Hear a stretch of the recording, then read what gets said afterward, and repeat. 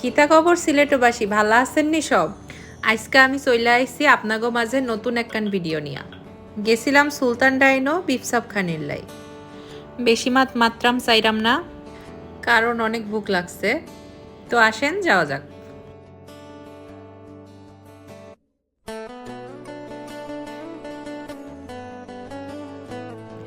যাই হোক, একটু চেষ্টা করলাম সিলেটি ভাষা বলার জন্য। ভুলভাল হইলে ক্ষমার দৃষ্টিতে দেখবেন। আর সুলতান ডাইনে ঢুকেই দেখি যে আজকে অনেক ভিড়। আমরা তো ওখানকার লোককে জিজ্ঞেস করলাম যে কোনো অফার টফার চলছে কিনা, ওরা বলল না, এমনিতেই নাকি এরকম ভিড়।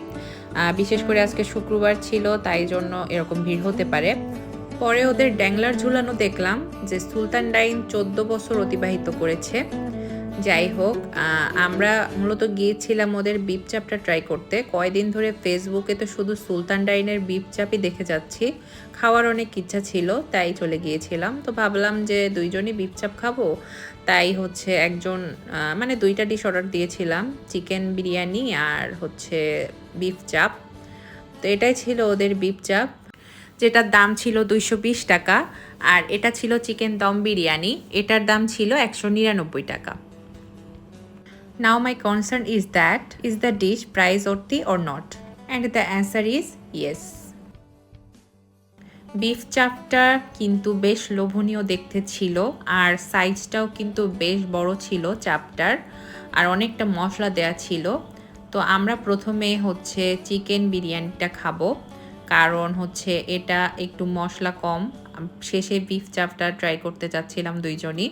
চিকেন বিরিয়ানিটা সম্পর্কে যদি আমি বলতে চাই, কারণ আমি অর্ডার দিতে চাচ্ছিলাম না এটা, কিন্তু ট্রাই করার জন্য অর্ডার দিয়েছি, কারণ চিকেনের স্বাদটা কেমন হবে দম বিরিয়ানিটা। কিন্তু আমার কাছে মনে হয়েছে যে বিরিয়ানিটা অনেকটাই মজা খেতে। চিকেনের একেবারে ভেতর পর্যন্ত রান্নাটা হয়েছে, মশলাটা গিয়েছে, আমার কাছে তো দারুণ লেগেছে খাবারটা।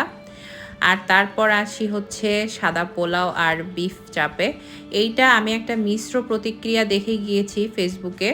বিভিন্ন ব্লগারেরা কেউ ঝালের জন্য খেতে পারছে না, কারোর কাছে পোলাওয়ের পরিমাণটা কম লেগেছে, কেউ বলছে এটা সবার জন্য না, যে ঝাল খেতে পারে তার জন্যই নাকি এটা। কিন্তু আমি কিন্তু এটার সাথে কাঁচা ঝাল খেয়েছি, মানে এটা অতটাও ঝাল না, আমার কাছে তো মনেই হয়নি।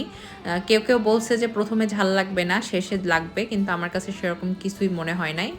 আর হ্যাঁ, মাংসটা কিন্তু এরকমও ছিল না যে হাত দিলেই গলে পড়ে যাবে। মাংসটা একটু শক্ত ছিল, কিন্তু যার জন্য আমার খেতে আরও ভালো লেগেছে। এক কথায় বলতে গেলে কম দামে অনেক মজার খাবার।